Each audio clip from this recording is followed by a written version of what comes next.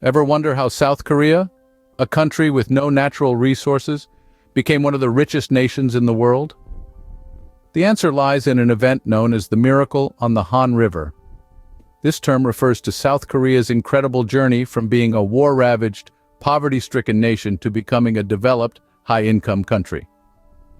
Following the devastation of the Korean War, South Korea was one of the world's poorest countries. It was a nation struggling to stand on its own feet, with an economy primarily based on subsistence farming. But then, something remarkable happened. South Korea started transforming at an astonishing pace, achieving rapid economic growth that was almost unprecedented in history. In a matter of a few decades, it emerged as a global powerhouse, boasting an advanced economy and a high standard of living. The transformation was so dramatic, so rapid, that it was nothing less than miraculous. From a war-torn nation to a global economic powerhouse, South Korea's journey is nothing short of a miracle. But how did this miracle happen? What were the initial steps taken by South Korea? Let's rewind to the early 1950s. South Korea, then primarily an agrarian society, took a bold step, implementing a sweeping land reform. This move redistributed land from the landlords to the peasants, breaking the shackles of feudalism and setting the stage for economic growth. Yet it wasn't just about the land. South Korea also heavily invested in education. They understood the value of a knowledgeable workforce and the role it plays in a nation's progress. Schools sprouted across the country, literacy rates soared, and a strong work ethic was instilled among the citizens. This focus on education produced a generation of skilled workers and innovative thinkers, ready to take on the challenges of a rapidly evolving world. These initial steps, the land reform and the emphasis on education, were not just policies, they were the building blocks, the very foundation of South Korea's incredible economic transformation. Land reforms and emphasis on education set the foundation for South Korea's economic transformation. With a solid foundation in place, South Korea embarked on a journey of industrialization and export-oriented policies. This journey was not a random walk in the park, but a calculated and well-executed strategy steered by the government. South Korea's government adopted an active role in fostering industrialization. They didn't just sit back and let the market forces do their magic. Instead, they rolled up their sleeves and dived right into the gritty details. This hands-on approach led to the establishment of chaebols, large family-owned conglomerates. Think Samsung, Hyundai, and LG. These behemoths were not just business entities, they were the nation's economic engines, driving growth and innovation. These chaebols were given government support, loans, and incentives to expand and innovate. They ventured into industries like steel, shipbuilding, and electronics, sectors that were strategically chosen for their potential to drive exports.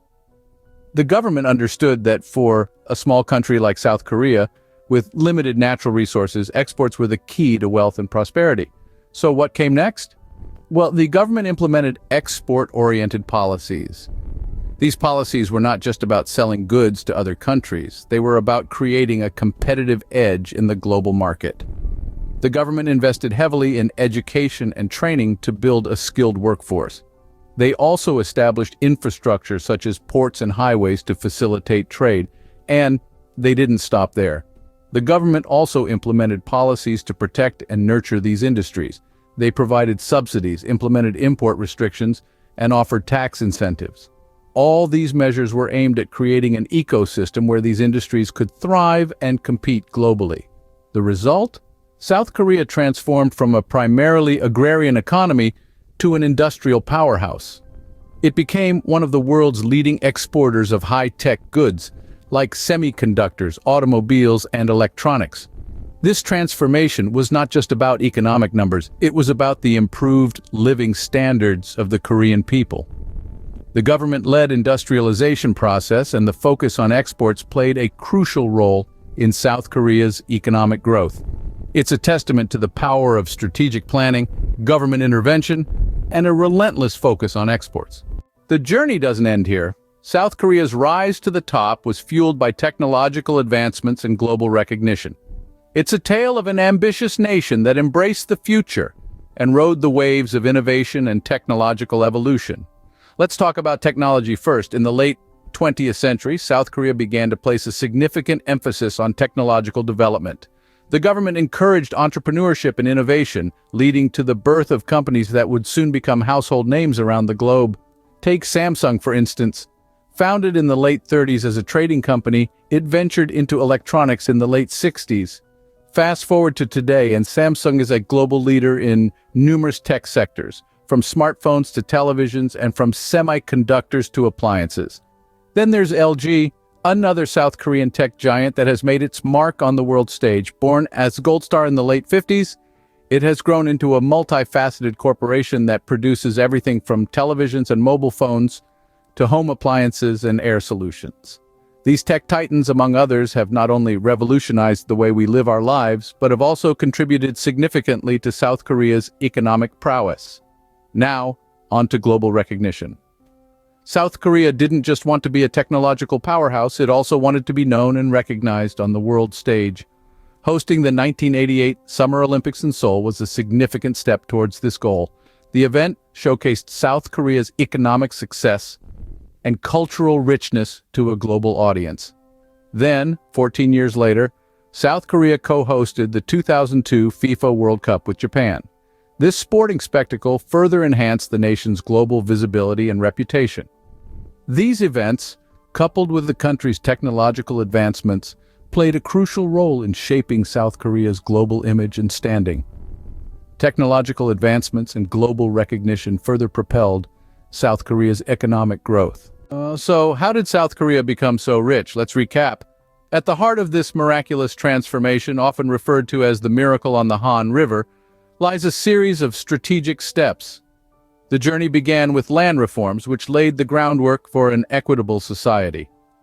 Alongside, an unwavering focus on education helped in nurturing a skilled workforce, ready to take on the challenges of a rapidly evolving economy. Then came the phase of government-led industrialization. Here, the state played the role of a facilitator, pushing for the growth of key industries. This was further bolstered by export-oriented policies, enabling South Korea to carve out a niche for itself in the global market. The final piece of the puzzle was the country's embrace of technological advancements, which catapulted South Korea into the global spotlight, earning it recognition and respect. It's a story of remarkable resilience and strategic planning, a story that continues to inspire nations around the world.